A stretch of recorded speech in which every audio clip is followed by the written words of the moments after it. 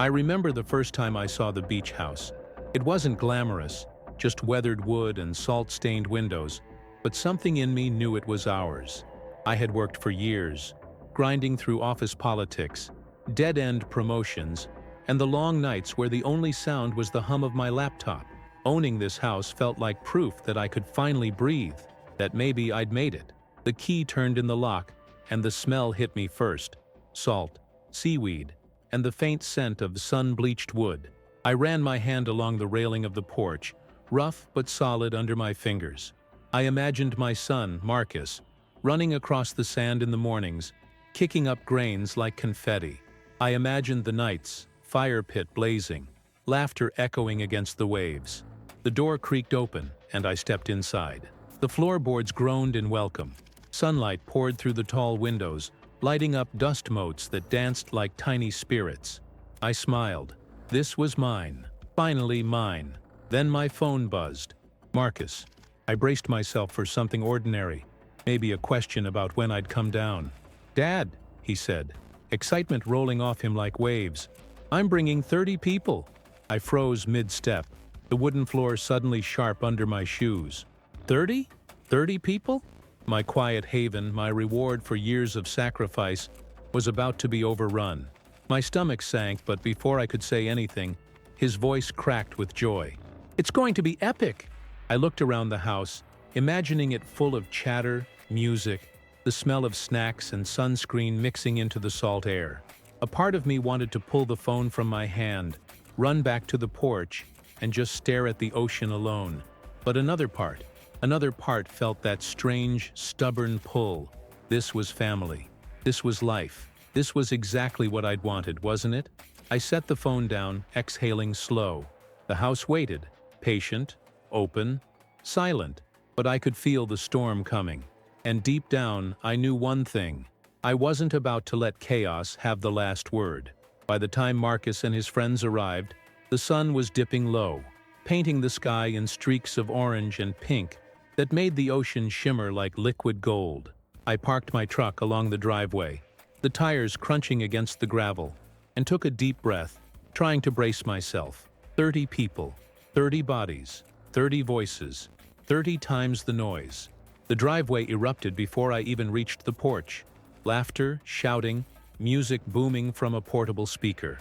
Marcus bounded out of the minivan like a whirlwind, dragging a cooler twice his size behind him.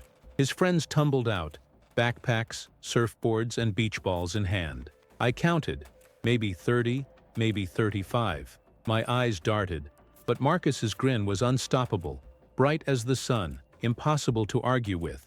"Dad, isn't it awesome?" he shouted, slinging the cooler over his shoulder. "Everyone's going to love it here." I forced a smile, my hand gripping the porch railing so tight I could feel my knuckles whitening. "Yeah, awesome," I said, trying to make my voice sound calm. Inside, my mind raced. I had imagined a weekend of calm waves, a few good friends, maybe a barbecue. Not this. A tidal wave of energy and chaos marching into my sanctuary. As they poured in, the house transformed. Music pulsed from every corner. Backpacks and towels littered the floor like confetti. Marcus and his friends claimed the couches, the porch, the fire pit, and every inch of space in between. I wandered through the rooms, a silent observer smelling sunscreen, sweat, and chips, an assault of senses that made my chest tighten. And then Marcus leaned over, whispering in my ear, "Dad, watch this." Before I could stop him, he ran outside, the group following, and they piled onto the beach like an invading force. Their laughter rolled over the sand, echoing against the water. My heart clenched. I wanted to be angry. I wanted to tell him to control this, to respect the house, to think about the years it took me to get here. But the sight of him, my son, alive and thriving, stirred something in me I hadn't expected. I stepped onto the porch, letting the ocean breeze wash over me, and watched. One of Marcus's friends started a bonfire, the flames crackling and licking the twilight air. Someone else strummed a guitar. Another shouted a joke, and the others erupted in laughter. I could feel the pulse of their excitement in my chest, like it was my own heartbeat turned up loud. For a long moment I just stood there, letting the chaos settle over me. The house, my dream, wasn't silent anymore. It was alive, and for the first time I realized maybe that's what I needed. Not the calm, the perfection, the solitary peace I'd imagined. Maybe this whirlwind of life, of noise, of energy, was what made it mine. I inhaled, tasting the salt in the air, the smoke from the fire, the faint tang of the ocean. My fingers loosened around the railing, and in that moment, I made a choice. I wasn't going to fight it. I wasn't going to resent it. I was going to step into it. Because some things, some moments, don't belong to plans. They belong to people. And my son, with all his chaos and energy, just reminded me of that. By nightfall, the house had been transformed into a riot of lights and sound. Strings of lanterns Marcus had dragged from the minivan hung crooked along the porch, casting a golden glow that flickered across the weathered wood. Inside, someone had cranked up a playlist so loud I could feel the bass vibrating through the floorboards. It was impossible to think, impossible to move without bumping into someone. I leaned against the kitchen counter, coffee mug in hand, trying to ground myself. I could hear Marcus shouting instructions to his friends, telling them where to set up sleeping bags, where the snacks were, which spot by the fire pit was prime real estate. His energy was contagious, an unrelenting storm, but it also reminded me sharply that this wasn't my house anymore. Not completely. "Dad, you've got to try this." Marcus appeared, holding a makeshift surfboard ramp he and his friends had cobbled together from driftwood. Before I could even respond, he darted outside, the others following like a flock of birds. I stared at the ramp, the sand, the firelight reflecting off the ocean, and my chest tightened. This was insane, and yet I couldn't look away. I followed them outside. The cool night air hit me, briny and sharp, carrying the scent of firewood and the tang of sweat. I watched Marcus dive onto the ramp, sliding across the sand with a triumphant yell. His friends cheered, the sound rolling over the waves, bouncing off the horizon. For a moment I felt lighter, like the years of stress, the office politics, the endless grind, had evaporated into the night sky. Then, a crash. I turned, heart jumping. One of the lanterns had toppled, flames licking the sand. A shout. Someone ran to stamp it out, smoke curling up in blue spirals. I moved instinctively, grabbing a bucket of sand, dumping it over the smoldering blaze, my hands shaking slightly. Adrenaline surged, and for the first time that day I felt in control again. Not of the chaos, but of how I responded to it. Marcus ran up to me, grinning, his face flushed from the fire and exertion. "See? This is epic, Dad. Everyone's having the best time." I studied him, his excitement, his reckless joy. 30 people had taken over my sanctuary, but there was a lesson in their chaos. Life wasn't meant to be polished or safe or perfectly quiet. Life was fire and laughter and crashes in the sand. Life was imperfect, and in that imperfection, it was spectacular. I let out a laugh I hadn't realized I'd been holding. Marcus beamed, victorious, like he had won some silent challenge just by existing. I shook my head, feeling a strange warmth creep up my spine. Maybe owning the beach house wasn't about owning silence. Maybe it was about owning moments like this, messy, loud, unpredictable, but ours. As the fire crackled and the waves whispered against the shore, I realized something. I didn't have to fight the chaos to enjoy it. I could be part of it. I could guide it, shape it, but I didn't have to control it. And in that surrender, I found a kind of freedom I hadn't felt in years. Marcus ran past, laughing, shouting at his friends. I watched him, the lantern swinging overhead, the night alive with sound and motion, and I smiled. This was the house I'd dreamed of, not the quiet I'd imagined, but the life I'd earned, and somehow, the life I hadn't known I needed. The next morning, the sun rose like a promise I wasn't sure I was ready for. I woke to the muffled sounds of laughter and voices drifting through the open windows, the smell of salt and sand mixed with bacon sizzling on a makeshift grill outside. My head throbbed a little, not from alcohol, but from the sheer energy that had taken over the house the night before. 30 people, 30 sets of footsteps. 30 stories overlapping in every corner. I stepped onto the porch, coffee in hand, and immediately felt the chaos surge around me. Marcus was at the edge of the beach, holding court, telling his friends how to set up a volleyball net, while simultaneously orchestrating who would make breakfast, who would fetch water, who would guard the fire pit like it's Fort Knox. I watched him for a moment, amazed by his command, by the way he somehow made it all feel like a game. Then I noticed the beach house, towels and backpacks everywhere, sand tracked into the living room, chairs overturned from last night's bonfire. I could feel my jaw tighten. This was my sanctuary, my quiet, and yet, my body told me something surprising. I wasn't angry. Not fully. I was tested, challenged. My boundaries were being pushed, and it was uncomfortable. But in that discomfort, I felt alive in a way I hadn't in years. A shout came from the volleyball court. Marcus dove dramatically for the ball, landing in the sand with a triumphant roar. His friends erupted in laughter. I shook my head and smiled despite myself. He was fearless, reckless, unstoppable.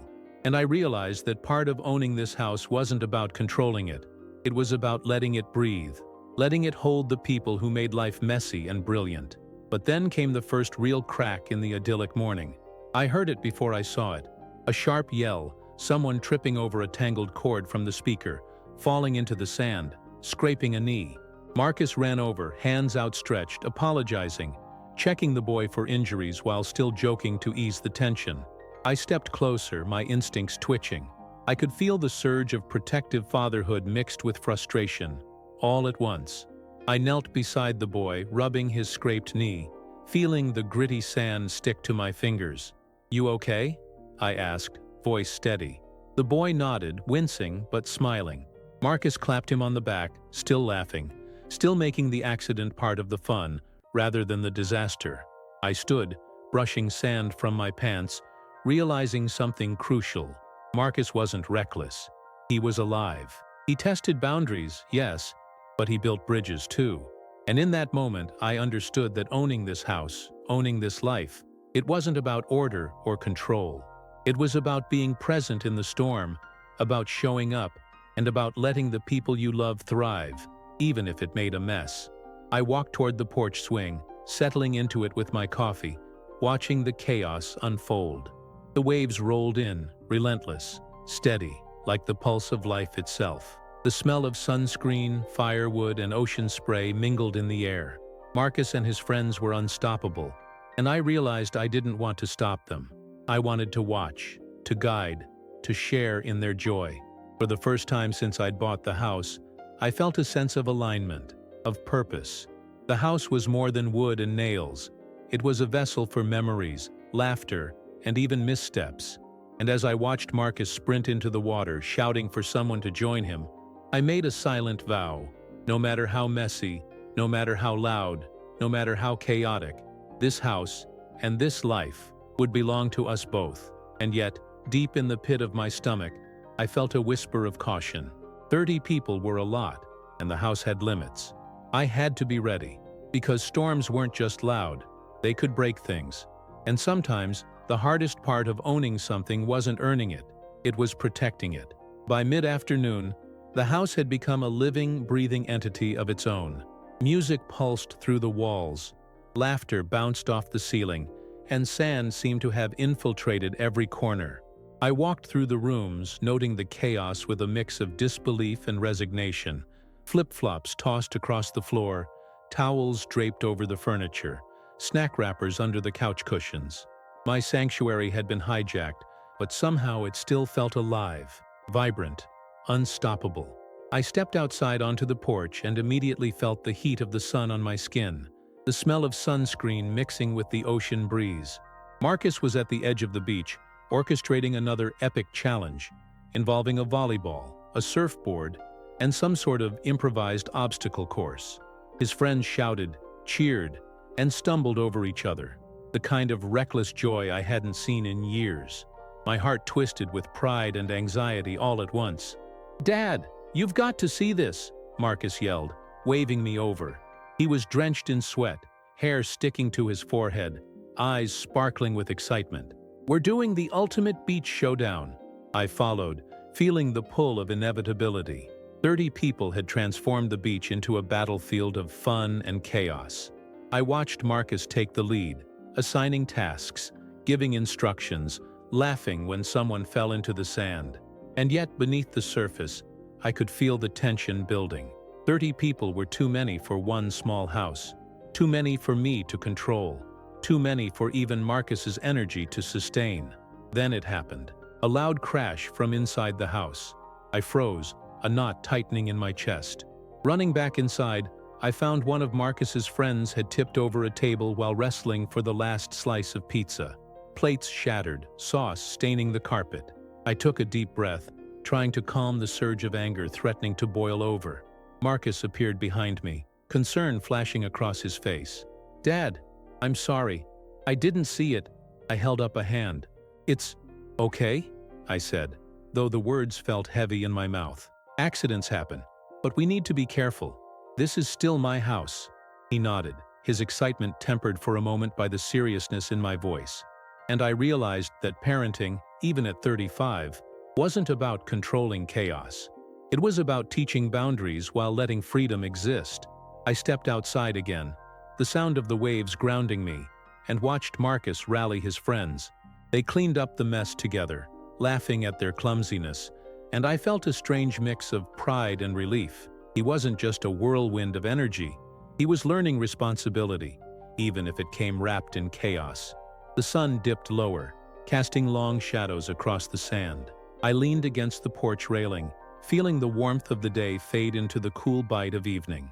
The fire pit was lit, the glow reflecting off the water, and Marcus and his friends gathered around it, telling stories, roasting marshmallows, teasing each other.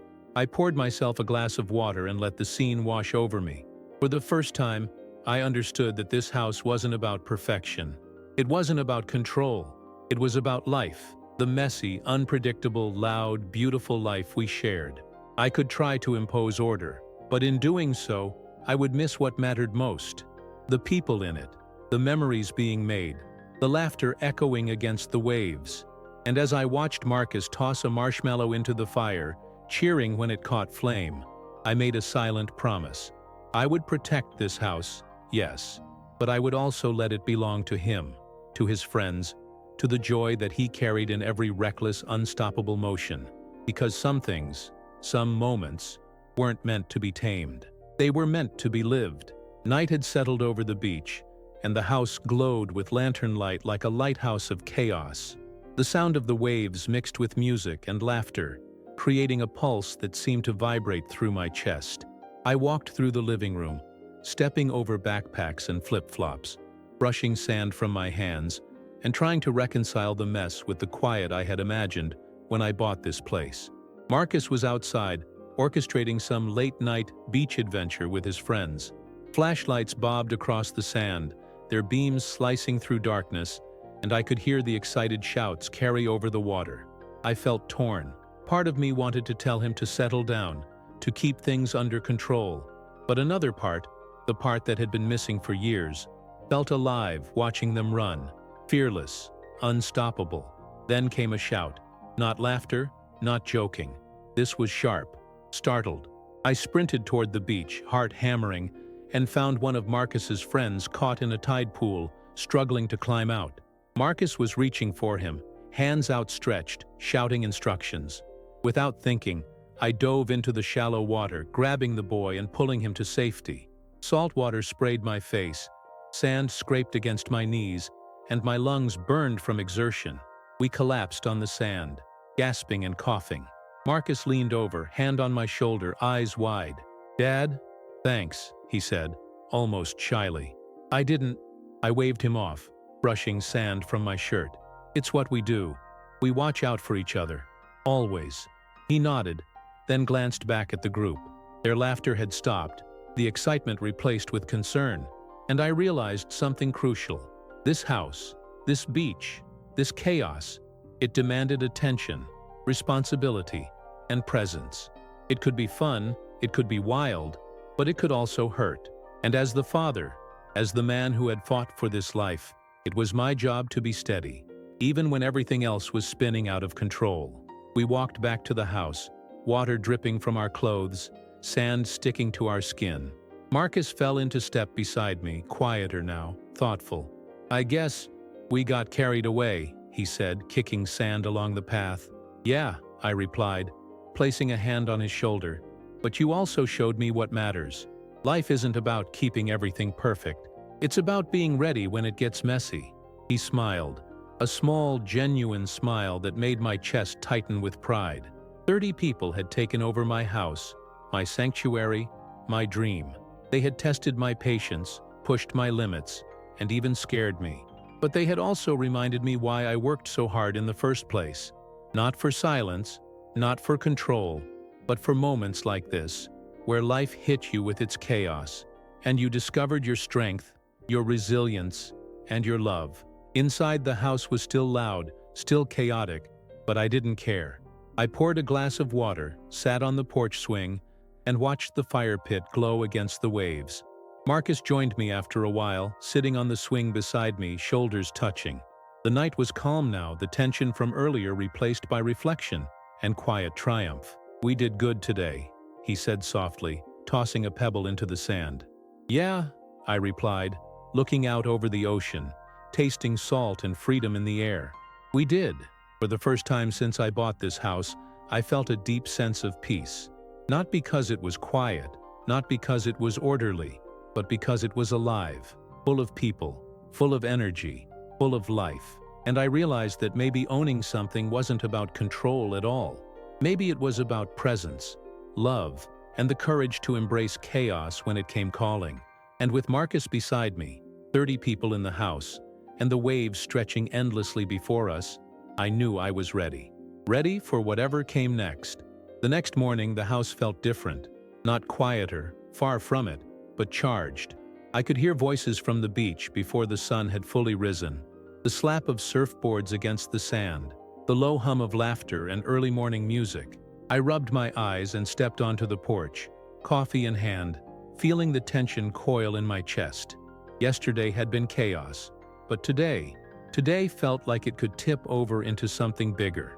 Marcus was already up, shouting instructions to a handful of his friends who were attempting some kind of synchronized surfing challenge. 30 people were scattered across the sand, laughing, tumbling, sprinting. Everyone had a role. Everyone had energy to burn. I counted mentally, double-checked against what Marcus had said yesterday. 30. Exactly 30. And every single one of them seemed to exist in defiance of any semblance of order.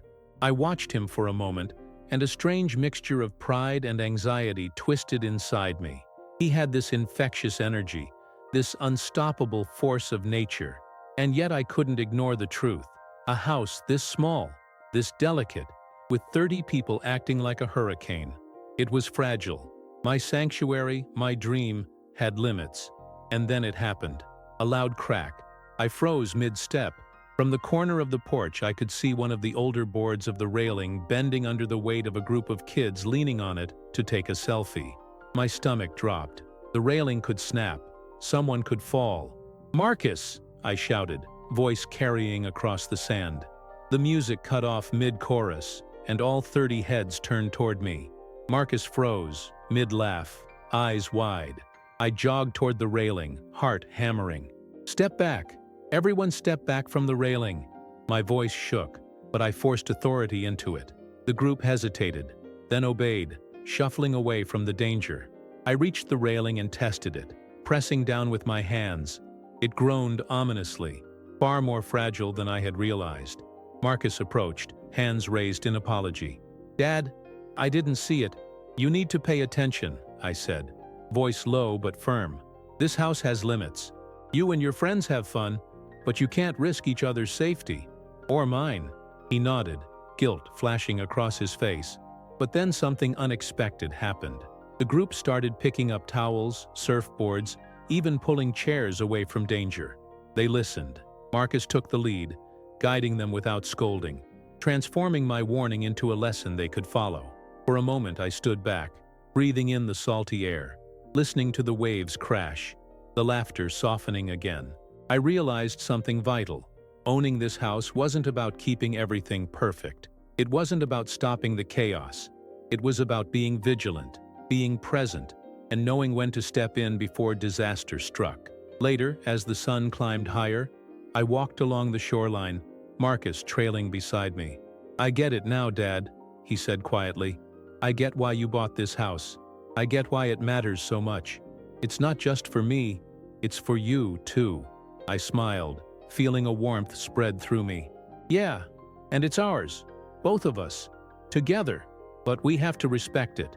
He nodded again, more seriously this time, and I felt a strange pride. 30 people had tested my patience, my control, even my endurance. But they had also shown me something else. Marcus was learning, he was leading, and maybe, just maybe, we could make this house work, storm and all. As we walked back toward the chaos, I inhaled the smell of salt, sunscreen, and sand, and realized the truth I'd been avoiding. The house wasn't just wood and nails. It was alive with energy, and it demanded attention, respect, and presence. And if we could honor that, if Marcus and I could navigate it together, maybe, just maybe, this could be the summer we both remembered forever. By late afternoon, the sun had climbed high and merciless, baking the sand and turning the house into a furnace. 30 people were scattered across the property like ants, some on the porch, some on the beach, some sprawled in corners with drinks or snacks. The energy was relentless, unstoppable, and for the first time, I felt the weight of it pressing down on me. I could taste the salt in the air, mixed with sweat and sunscreen, and it made my head throb just a little. Marcus was in the center of it all, directing traffic like a general. "Okay, Group A, you're on volleyball duty. Group B, sandcastle contest. Don't forget the water balloons." He laughed as someone slipped on a wet towel and nearly crashed into the fire pit. I winced instinctively, heart in my throat. I took a step forward, wanting to intervene, but stopped myself. He had this under control, or at least under his kind of control. I could feel the tension building, but I also felt a strange thrill. 30 people, all moving in chaotic synchronicity, alive and loud. It was overwhelming, but it was also exhilarating. Then I heard it. A scream, sharp, terrified. I bolted toward the source, adrenaline surging, and found one of Marcus's friends at the edge of the water. The tide had come in unexpectedly, sweeping over a cluster of surfboards. The boy was clinging to a board, eyes wide, panic etched on his face. Marcus was there in a flash, shouting instructions, but the boy couldn't hear him over the waves. Without thinking, I ran into the water. Cold slapped my legs. Salt stung my eyes, and I waded through the surf, grabbing the board and pulling the boy to safety. We collapsed on the sand, coughing, drenched, shaking. Marcus reached us moments later, face pale but relieved. "Dad, thank God," he said, voice trembling. "I didn't see how fast the tide." I waved him off, still catching my breath. "It's fine. He's safe. That's what matters." The rest of the group had gathered, silence replacing their earlier chaos. I could feel their eyes on me, on Marcus, on the scene we had just survived. There was a shift in energy, respect, awareness, a lesson silently learned about limits, boundaries, and the unpredictability of life. Marcus sat beside me on the sand, water dripping from his hair. "I get it now," he said softly. "I can't just run everything without thinking." I put a hand on his shoulder, the sun warming us, the ocean still pounding nearby. "Exactly. Fun is great. Chaos can be great. But we have to be ready when it gets dangerous. That's part of life. That's part of owning something like this." He nodded, a new seriousness settling over him. The fire pit crackled behind us as some of the group started gathering driftwood, quietly cleaning up, helping each other. 30 people, who had been a whirlwind just moments ago, now seemed to understand the rhythm of the house, of the beach, of responsibility. I stood, brushing sand from my pants, inhaling the salty air.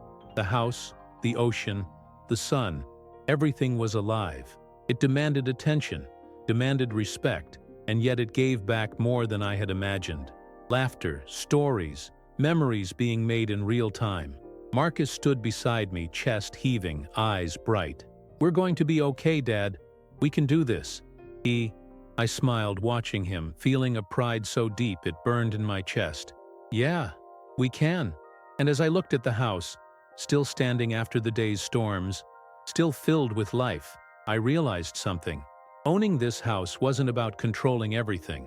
It was about showing up, protecting when needed, guiding when necessary, and letting life, messy and chaotic, unfold exactly as it would. The sun began to set, turning the ocean into molten gold. 30 people, 30 lives, one house, and for the first time, I felt like it could all work. That night, the house was quieter than it had been in days, but not silent. The waves rolled against the shore like a steady heartbeat, and the faint glow of lanterns cast long shadows across the porch. Marcus and his friends had finally settled, sprawled across sleeping bags and blankets, laughter replaced by the soft hum of conversation. I stepped onto the porch with a glass of water, the cool night air brushing against my skin. I could smell the salt in the air, the lingering smoke from the fire pit, and the faint hint of sand still clinging to towels and clothes. My body ached, not from the surf rescue earlier, but from the constant rush of adrenaline and responsibility that had defined the past 24 hours. Marcus came up beside me, shirt damp from his efforts, hair sticking to his forehead. "Dad, thanks for today," he said quietly. I didn't think about the tide. I got carried away." I shook my head, placing a hand on his shoulder. "It's okay, Marcus. You're learning, and that's what matters. You see the risk now. You know what to do next time." He nodded, eyes scanning the house, then the beach. "It's a lot. 30 people. The beach. This house. It's bigger than me." I smiled softly, letting the sound of the waves fill the silence between us. "Bigger than you, yes, but you're not alone. You've got me, and you've got your friends.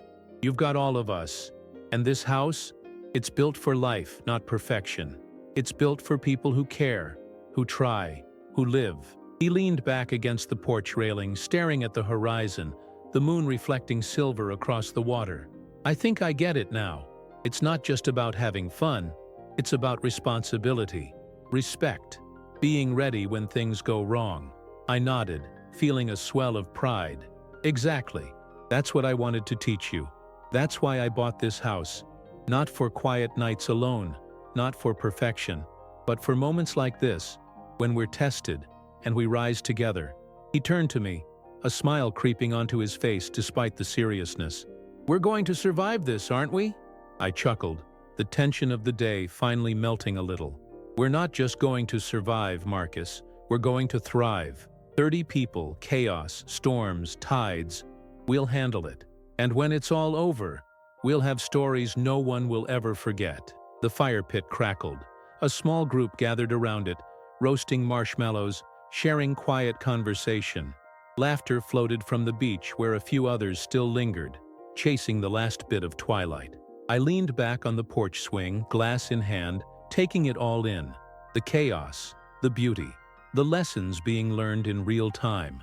And I realized something profound. Owning this house wasn't about controlling the storm. It was about being the calm in it, about guiding, protecting, and letting the people you love shine, even if it made a mess. 30 people had arrived like a tidal wave, testing my patience, my limits, and my endurance. But they had also reminded me why I had worked so hard in the first place, to experience life fully, loudly, and without regrets. Marcus nudged me gently, a small, conspiratorial grin on his face. "Ready for tomorrow?" he asked. I laughed, feeling a warmth spread through me. "Always. Let's see what chaos brings next." The night stretched before us, alive with possibilities. The house, the ocean, the sand, and 30 people, all of it intertwined with lessons, laughter, and life itself. And I knew in that moment that no matter what came, we would face it together. The morning sun broke over the horizon like molten gold spilling across the ocean, and I felt it on my face as I stepped onto the porch. 30 people were already awake, or at least stirring, shouts and laughter carrying through the air. Someone had started playing music again, the bass thumping through the house and across the sand. My sanctuary, my quiet dream, was alive with chaos, and I could feel the tension coiled tight in my chest like a spring. Marcus was in the center of it all, standing on a dune with a towel draped over his shoulders, shouting instructions like a seasoned commander. Team 1, sandcastle contest. Team 2, frisbee, and no running into the fire pit this time. His friends scattered, some sprinting down the beach, others scrambling to gather towels and supplies. I felt a flicker of anxiety, but also something I hadn't felt in a long time: excitement. Watching my son thrive, even in madness, made my heart beat faster. I grabbed a coffee from the counter and took a slow sip, scanning the beach. Someone had set up a makeshift volleyball net. A group was already arguing over teams.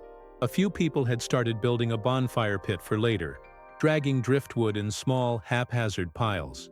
I noticed one of Marcus's friends balancing on the railing again, laughing, and my stomach clenched. 30 people, a fragile house, a restless ocean. This was a recipe for disaster if I wasn't careful. "Dad!" Marcus shouted, running toward me, eyes wide. "Come see this. We've got a new game." I followed, bracing myself. They had created a relay of sorts, weaving between sandcastles, volleyball nets, and scattered towels, carrying water balloons and frisbees. The rules were barely intelligible, shouted over laughter and crashing waves, and yet the energy was infectious.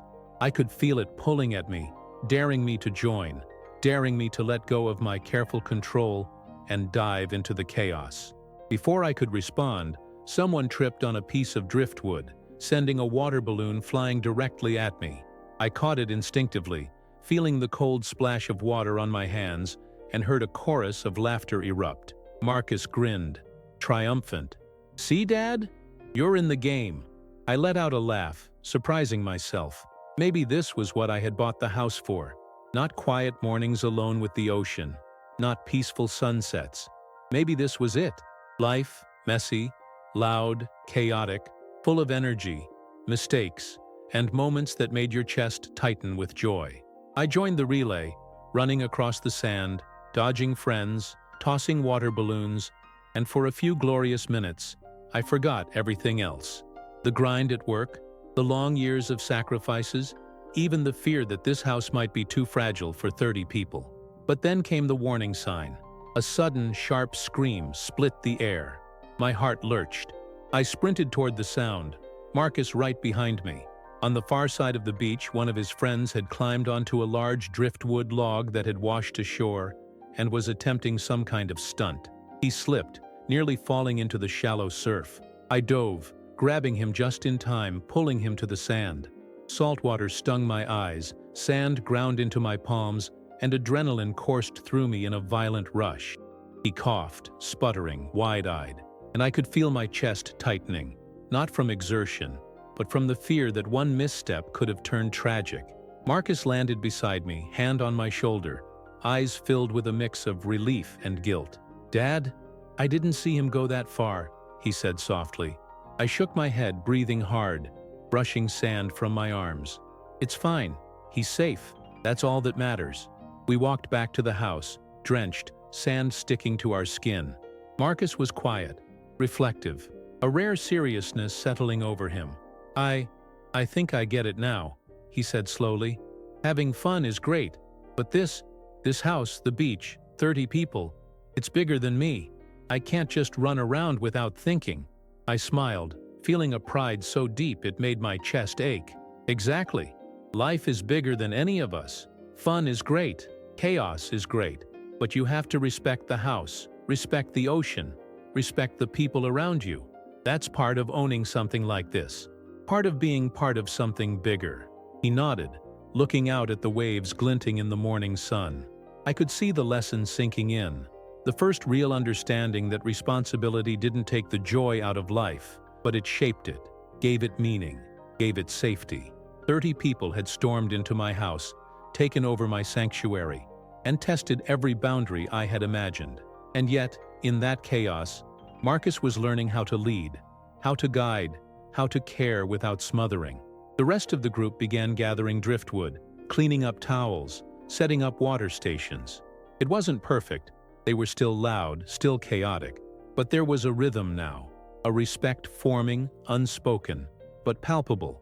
30 people learning, stumbling, laughing, and thriving. And I realized that was exactly what I wanted. This house wasn't for perfection. It wasn't for control. It was for life, and life didn't come neat or tidy.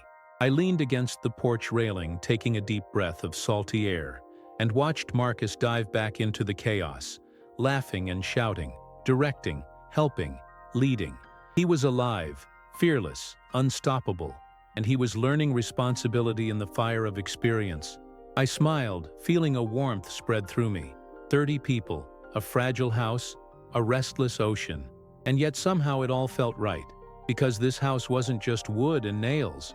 It was a vessel for memories, for lessons, for love and chaos intertwined. It was alive, just like the people in it. And as I watched my son sprint across the sand, dodging friends and tossing water balloons with reckless joy, I knew something I hadn't known before. Owning this house wasn't about controlling it.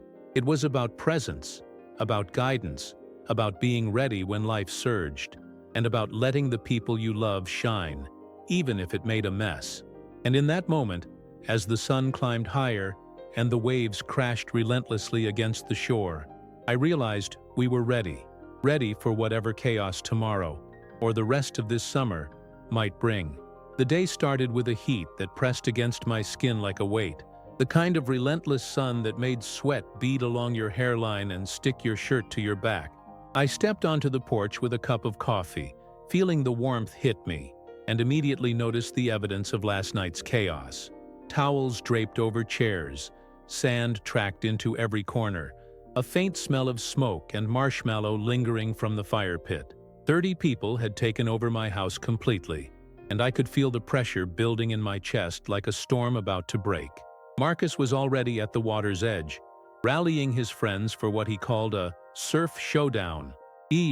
His energy was relentless, a force of nature I had both marveled at and feared over the last few days.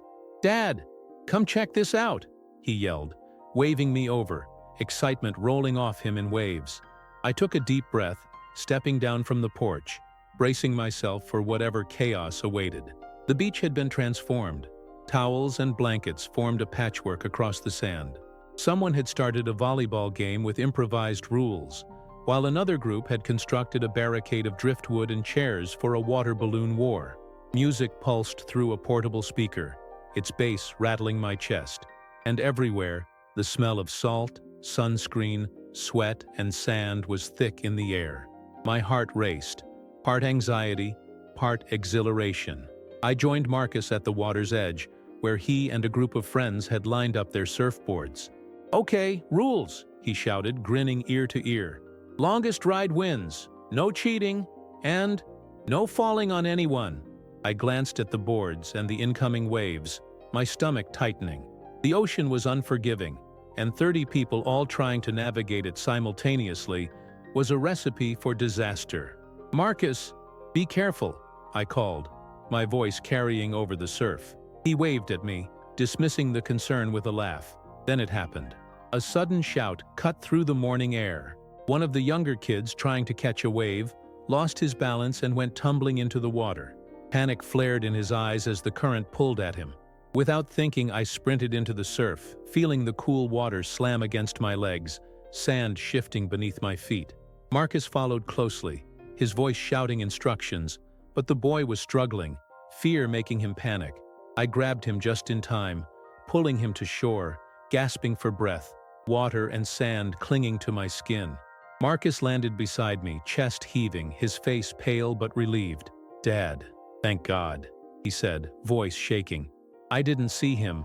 I patted his shoulder, steadying him. "It's okay. He's safe. That's all that matters." We walked back to the house, soaked, sandy, hearts pounding. The other kids had gathered, quiet now, watching us with wide eyes. The energy that had been relentless minutes before was replaced with something more cautious, more aware. And in that pause, I felt a strange pride in Marcus. He had been fearless, reckless, alive, but he had also learned something vital about limits, about responsibility, about the weight of his own actions on the people around him. Inside, the house was still chaotic, but in a different way. Towels were being picked up, leftover food gathered, a few quiet conversations taking place. Marcus had taken the lead, organizing the group without yelling, guiding them in a way that respected the house and each other.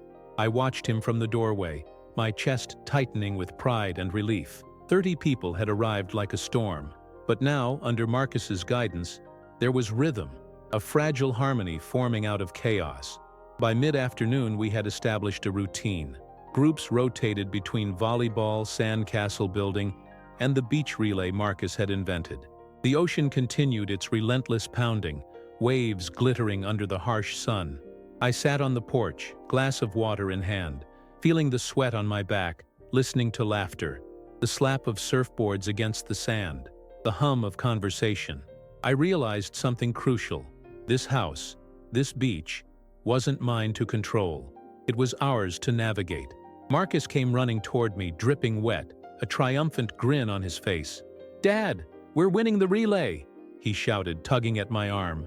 I laughed, letting him pull me toward the chaos, and for a moment, I felt weightless, part of the storm rather than separate from it. 30 people, energy crackling like electricity, and I realized that part of owning this house wasn't quiet mornings or perfect control. It was showing up, protecting, guiding, and being present enough to let life, messy and unpredictable, unfold. As the sun began to dip toward the horizon, the sky streaked with orange and pink, the group gathered around the fire pit once more. Marcus and his friends recounted the day's adventures, exaggerating tumbles and victories, laughter rolling over the waves. I poured myself a drink and sank onto the porch swing, feeling the salt on my skin, the heat of the day lingering in my chest. 30 people had tested my patience, my limits, and my endurance. But they had also reminded me why I had worked so hard to buy this house, to experience life fully, to witness joy, to see my son grow in real time. Marcus sat beside me, shoulders brushing mine, hair sticking to his forehead. "We survived, Dad," he said softly. "And I think I finally understand why you bought this place." I smiled, swallowing the lump in my throat. "Yeah, it's not for control. It's for life. And this, all of it, it's ours." The waves crashed against the shore, relentless and eternal. 30 people, a fragile house, a summer full of energy and chaos. And in that moment, I knew something profound. Owning something wasn't about domination or perfection. It was about presence, responsibility, guidance, and above all, love. The house had survived, the people had survived, and we had survived and thrived in the storm. I watched Marcus laugh with his friends, the firelight dancing across their faces. I realized, with a clarity that made my chest ache, that this was exactly why I had bought the beach house. Not for peace, not for solitude, not for perfection, but for moments like this, when life surged at you, chaotic and unstoppable, and you discovered the strength, resilience, and joy of facing it together. And I smiled, knowing that no matter what the next day, or the rest of the summer, brought, we were ready. The next morning, the house felt like it was holding its breath. 30 people had settled into a rhythm of controlled chaos, but I could sense the tension building beneath the surface, like the quiet before a storm. I stepped onto the porch, inhaling the sharp scent of salt and sunscreen mixed with the faint smoke of yesterday's fire pit. The waves crashed relentlessly against the shore, white foam rolling across the sand, and I felt the pull of responsibility settle on my shoulders again. Marcus was already up, running along the edge of the water, hair plastered to his forehead from sweat and salt. His friends followed behind him, laughing, shrieking, chasing after the small waves that licked at their feet. I could see the energy in his movements, the unrelenting drive to lead and organize, and I felt a surge of pride and anxiety all at once. 30 people, 30 personalities, 30 sets of instincts, all packed into one fragile house and one tiny stretch of beach. It was exhilarating and terrifying. "Dad, come see what we're doing today," Marcus shouted, waving a hand as he ran toward me, sand kicking up at his heels. His grin was wide, teeth flashing in the early sunlight. "We've got a treasure hunt. We made clues, maps. It's epic." I followed him down the porch steps, feeling the sand shift beneath my feet. The scene before me was chaotic, electric, and overwhelming. His friends had split into teams, maps in hand, sprinting across the beach, digging in the sand, laughing hysterically when one clue led to a dead end. Water balloons flew through the air, narrowly missing participants, and someone had brought a speaker, blaring music that rattled through the air and the house itself. I watched Marcus orchestrate it all like a conductor, shouting instructions, calming disputes, celebrating victories. 30 people had become a living, breathing organism, and he was its heart. I felt my chest tighten.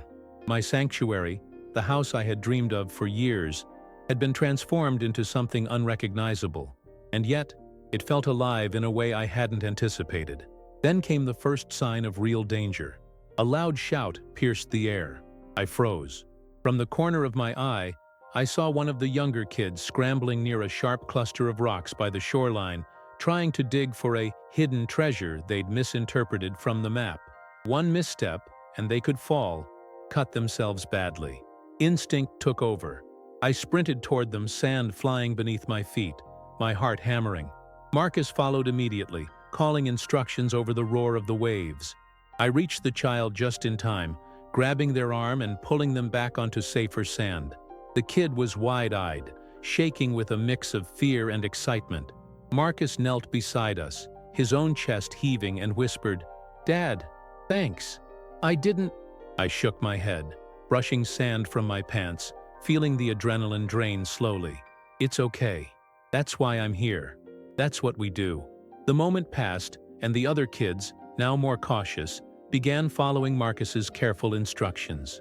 I noticed a shift in the energy of the group. Laughter was still present, still loud, but there was a rhythm now, a growing respect for boundaries and awareness of the fragile space we occupied. 30 people had come like a hurricane, testing limits, breaking rules, and yet, under Marcus's guidance, they were beginning to understand structure within the chaos. I stepped back onto the porch, glass of water in hand, and watched them navigate the beach with newfound awareness.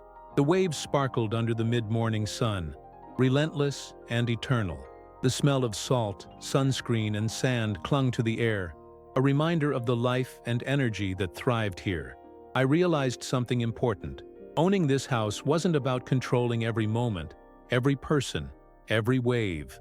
It was about presence, about guiding, about stepping in when necessary, and stepping back when appropriate. Marcus ran past me, soaked from chasing a water balloon, laughing hysterically. His friends trailed behind, some carrying pieces of driftwood, others collecting clues for the treasure hunt. I felt a swell of pride I couldn't contain. 30 people had tested my patience, my limits, my endurance, and yet they had reminded me why I had worked so hard for this house. Not for peace, not for silence, but for life in all its messy, chaotic glory. By late afternoon, we had reached a fragile equilibrium.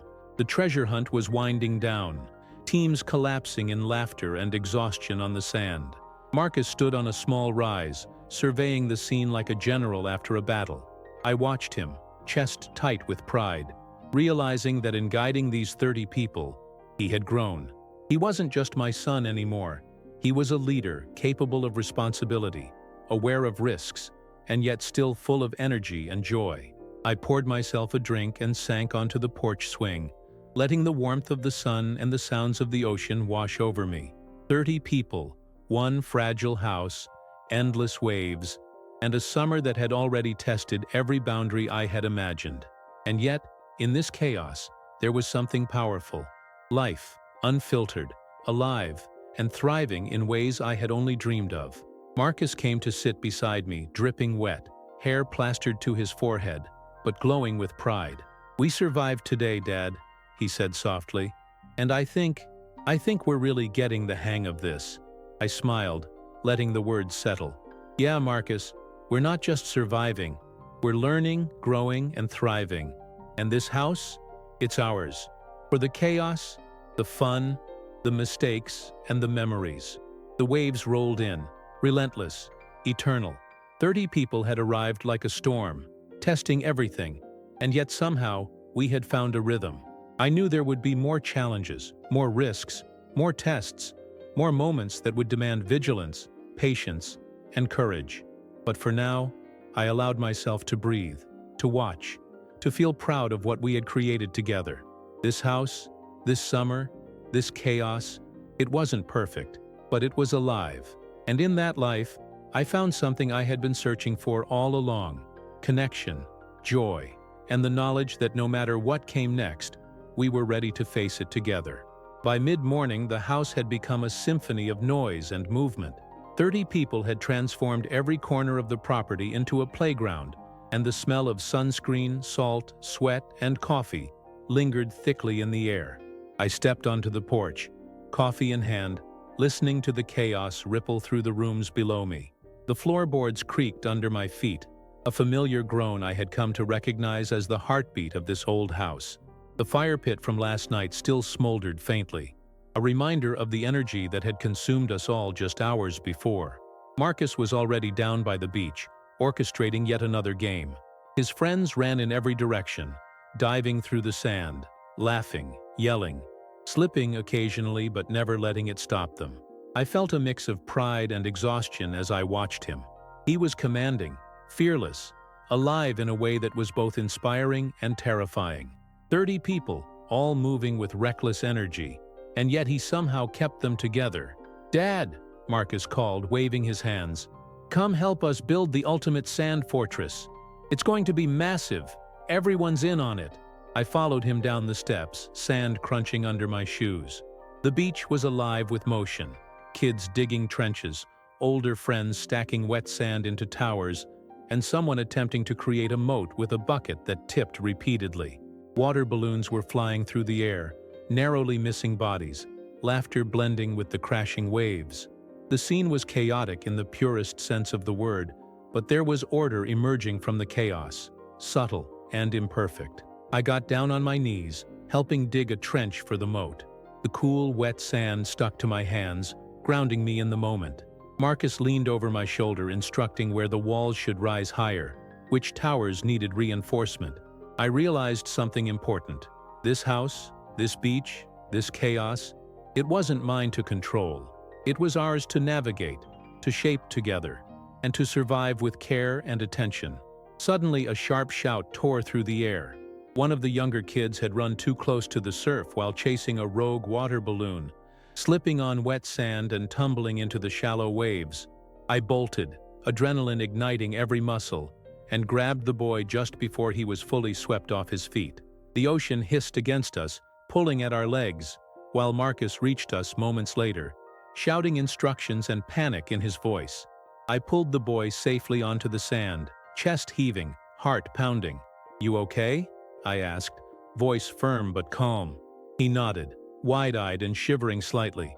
Marcus patted him on the back, his grin returning, though tempered by the seriousness of the moment. "Dad, thanks," he said quietly. I didn't see how far he went. I shook my head, brushing sand from my hands. "It's fine. He's safe. That's what matters." The incident seemed to reset the group. The laughter and shouting returned, but a quiet understanding had formed among them. They began taking care of each other, checking for cuts and scrapes, making sure no one ran too close to the water, reinforcing the sand fortress together. 30 people had descended upon this fragile house and beach like a hurricane. But now, under Marcus's leadership, they had found a rhythm. I stepped back, feeling the warmth of the sun on my shoulders, inhaling the mix of salt and sunscreen. I realized this was what owning this house meant. Not controlling every moment, not demanding perfection, but showing up, guiding when necessary, and stepping back to let life unfold. It was about responsibility, presence, and resilience, lessons I had hoped Marcus would learn, and now I was seeing them take hold. Hours passed like this, the sun climbing and dipping, bodies running, falling, laughing, creating small victories in the sand. Marcus worked tirelessly, teaching, encouraging, and sometimes correcting his friends. He was learning leadership in the fire of experience, understanding that fun and responsibility weren't mutually exclusive. 30 people had tested my patience, my endurance, and my limits. And yet, in their energy, I found purpose, pride, and a strange exhilaration I hadn't felt in years. As the afternoon waned, we gathered around the fire pit again. Some of the group began roasting marshmallows, Others retold exaggerated versions of the day's adventures. The waves rolled endlessly into the shore, white caps sparkling in the late sun. Marcus sat beside me, his chest heaving, sweat still clinging to his skin, eyes bright with joy and exhaustion. "We did it, Dad," he said softly. "We really made it work." I smiled, feeling a warmth spread through me. "Yeah, Marcus, we did. Not because it was perfect, but because we were present, because we cared, because we adapted." The sun sank low, casting long shadows across the sand and the house. I took a long drink of water, feeling the energy of 30 people, the ocean, and the house all vibrating through me. 30 lives, one fragile house, and the lessons of responsibility, courage, and care, intertwined with laughter and chaos.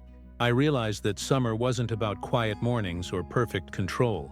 It was about living, fully, recklessly, and with love. Marcus nudged me gently, a tired but triumphant grin on his face. "Ready for tomorrow?" he asked. I laughed softly, leaning back on the porch swing, letting the warmth of the day and the sounds of life wash over me. "Always," I said. "Let's see what chaos comes next." The house, the ocean, 30 people, and the summer itself, chaotic, messy, imperfect, and alive, had become something bigger than I ever imagined. And for the first time, I felt certain. No matter what came next, we could handle it, together. The next morning, the house was quieter than usual. Most of the group had gone to the beach early, leaving just Marcus and a few friends inside. I moved through the living room, brushing sand off the floor, picking up stray towels. For the first time in days, I could hear my own thoughts. Marcus leaned against the counter, sipping a soda. "Dad, I was thinking," he said, "maybe we need some rules. Not to ruin fun, just safety." I nodded slowly, feeling a mix of relief and pride. "Yeah, we do. Fun's great, but the house isn't indestructible, and neither are you guys." He smiled, the first hint of seriousness in his eyes since the tide incident. "I can help. I'll make sure everyone listens." I watched him walk to the porch, scanning the beach as if seeing it with new eyes. 30 people might still be chaos, but Marcus was learning leadership in real time. And for the first time, I felt like the house wasn't just mine. It was his too, in a way that mattered. The smell of salt and sunscreen drifted in, mixing with the faint aroma of coffee I had poured myself. I breathed it in, feeling the tension of the past days ease just a little. The house might be messy, loud, even dangerous at times, but it was alive. And together, Marcus and I could keep it that way, full of life, learning, and laughter. By late afternoon, the chaos had calmed into something almost manageable. Marcus had implemented his safety rules, and the group was actually listening, mostly. Towels were still everywhere. Music still played loudly, but no one was leaning on the railings or running recklessly near the water. I walked along the porch, watching Marcus coordinate a game of beach volleyball, his friends obeying his instructions without complaint. I felt a rush of pride that almost made my chest ache. 30 people had stormed into this house like a hurricane, and now Marcus had begun to tame the wind. One of his friends stumbled near the edge of the sand dunes. I caught him just in time, sand spilling beneath my boots. Marcus rushed over too, but I held up a hand. "It's okay," I said. "He's fine. That's what matters." Marcus looked at me, nodding slowly. "I get it, Dad. Leading is harder than it looks." I smiled, the sun catching the salt in my hair. "Yeah, but it's worth it. This house, this summer, it's ours. For laughter, chaos, mistakes, and lessons." He grinned, then sprinted back to his friends, shouting instructions. I stayed on the porch, letting the waves and the salt air wash over me. 30 people, a fragile house, and a son who was learning to carry responsibility. It was messy, loud, and exhausting, but it was perfect in its own way. The sun was low in the sky, turning the ocean molten gold, as I stepped onto the porch one last time before the group left. The house, still messy from 30 people's chaos, held a kind of quiet triumph. Towels hung over chairs, sand clung stubbornly to the floor, and empty cups and plates littered the counters. But I didn't mind. This house had lived. It had been tested, stretched, challenged, and it had survived. Marcus ran past, shouting instructions for one last game of beach volleyball. His friends laughed, chasing each other across the sand, and I felt my chest swell. 30 people had stormed into my sanctuary like a hurricane, tearing it apart and rebuilding it in a way I hadn't imagined. And in the process, my son had grown.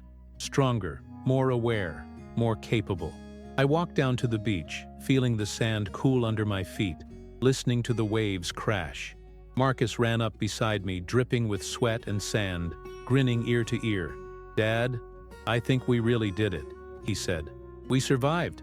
We even had fun and nobody got seriously hurt." I chuckled, ruffling his hair. "Yeah, Marcus, we did. And that's what matters. The house, the beach, the chaos. It was never about perfection. It was about showing up, guiding, protecting, and letting life happen." He nodded, looking out at the ocean. "I get it now. It's not just a house. It's a place for life, for memories." I smiled, taking a deep breath of the salty air. The smell of sunscreen, firewood, and the ocean clung to me, mingling with the memory of every laugh, every near disaster, every lesson learned over the past week. Owning this house hadn't been about quiet mornings or solitude. It had been about presence, resilience, and the joy of watching the people you love thrive, even in chaos. The last of the group gathered their things, shouting goodbyes, promising to return, leaving behind the mess of a summer well lived. I watched them go, feeling a strange mix of exhaustion and exhilaration.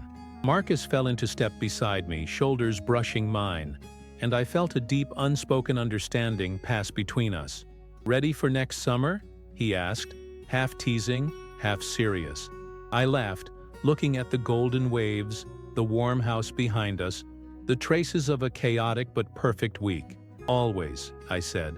"No matter what comes, we're ready." We stood there together, watching the ocean stretch endless and eternal, the sun sinking low, casting shadows across sand and wood.